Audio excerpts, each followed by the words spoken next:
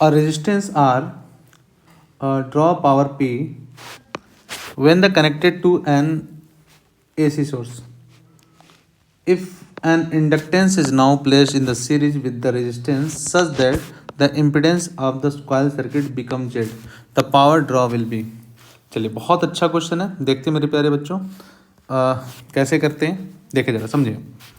अब कह रहा है कि अगर एक सर्किट है, सपोज दैट एक सर्किट है, ठीक है, इसमें एसी सप्लाई दे रहे हैं और इसमें केवल कनेक्टेड है क्या, आर। तो मेरे प्यारे बच्चों हम क्या लिखेंगे, V R M S equal to I R M S into कितना, आर। और अगर मुझसे आई आर एम एस की बात किया जाए तो मैं लिखूंगा I R M S equal to कितना, V R M S by कितना, आर। मैं ये बात लिख सकता हूँ।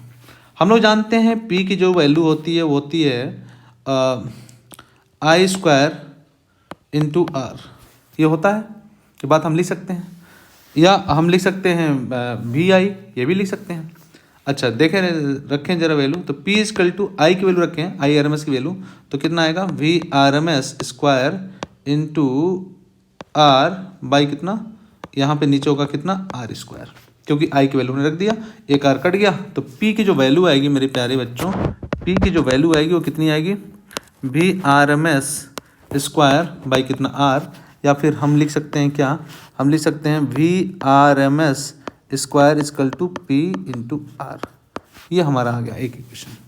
दूसरा कह रहा है कि अगर रेजिस्टेंस के सीरीज में एक और इंडक्टर हम जोड़ दें तो क्या होगा, तो पूछ रहा है क्या होगा। तो चलिए, ये रहा आपका रेजिस्टर, उसके सीरीज में एक हमने इंडक्टर जोड़ दिया, और जैसे कि हम जानते हैं एक से ज़्यादा होता है तो इम्पीडेंस आ जाता है ना, इम्पीडेंस आ जाता है, तो ठीक है, इम्पीडेंस आ जाता है। तो हम सबसे पहले ये देखें कि पावर की वैल्यू अब क्या होगी। तो पावर की वैल्यू सपोज करिए पी डैश है, पी डैश की वैल्यू कितनी होती है, V R M S I R M S और कितना, कॉस फाई, यानी पावर फैक्टर। और हम क्या लिख सकते हैं यहाँ पे बताइए ज़रा, वी आर एम एस लिख सकते हैं, V R M S into कितना, आई आर एम एस, और कॉस फाई की वैल्यू कितनी, कॉस फाई की value R by Z, impedance के साथ में। ओके, और क्या लिख सकते हैं, देखें ज़रा, वी आर एम एस की वैल्यू क्या लिख सकते हैं, वी आर एम एस की वैल्यू, अच्छा आई आर एम एस की वैल्यू रखिए, तो आई आर एम एस की वैल्यू। अच्छा एक चीज़ और देखें, जब हम इम्पीडेंस की बात करते हैं तो इम्पीडेंस के लिए V equal to I Z होता है, आई जेड, और लिख सकते हैं V R M S equal to I R M S into Z, ये बात लिख सकते हैं। ओके, तो आई आर एम एस की वैल्यू कितनी हो जाएगी, आई आर एम एस की जो वैल्यू होगी V R M S by कितना, जेड हो जाएगा।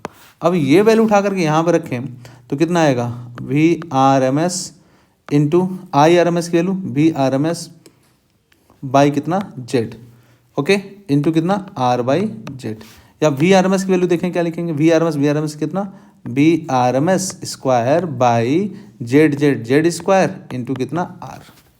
ये बात हम लिख सकते हैं।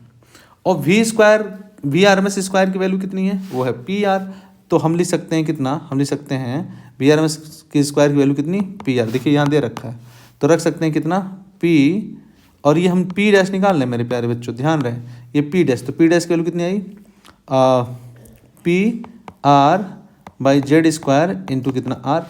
तो हम लिख सकते हैं क्या, पी और आर, आर क्या हो जाए, आर स्क्वायर, और बाई नीचे तो जेड स्क्वायर, तो मैं ऐसा लिख सकता हूँ। ये हमारा आंसर आ गया।